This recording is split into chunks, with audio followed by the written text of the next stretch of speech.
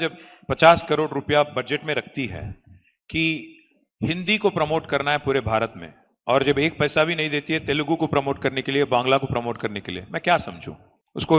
Hindi imposition तो नहीं कहूंगा, बट हिंदी को प्रमोट तो कर रहे हैं, ऐसा नहीं है कि नहीं प्रमोशन हो रहा है। पर मसला वो नहीं है, समस्या वो नहीं है। मैं यहां पे बैठ के आज हिंदी में आपसे मैं at least I am trying to converse in Hindi as to my best ability. मुझे किसी ने जबरदस्ती की क्या कि आप हिंदी सीखो? नहीं।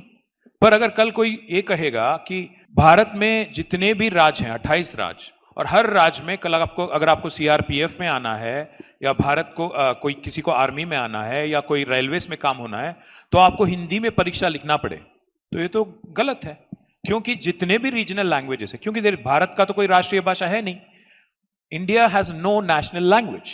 India has 22 official languages, 300 unofficial languages, some languages which do not even have a script. So all I'm saying is, I'm not going to enforce Telugu on you. Why are you enforcing or imposing Hindi on me? Leave it to the country, leave it to the people of this country. Why are we imposing ourselves on each other? Hindi imposition. See, for example, if Tamil Nadu feels very strongly, or Karnataka feels very strongly, or even Maharashtra feels very strongly, or Telangana feels very strongly, that Hindi should not be imposed, so be it. See, Prime Minister P.V. Narasimha Rao was able to converse in 16 languages, including French, German, and Spanish. So my point is, it is the individual's appetite, it is the individual's interest that should dictate. And also, Kamlesh ji, language is not just political issue. Language is not just a communication tool. Language is also cultural identity. Remember that. See, in fact, the beauty of India is unity in diversity. भी हम लोग बार-बार कहते रहते हैं।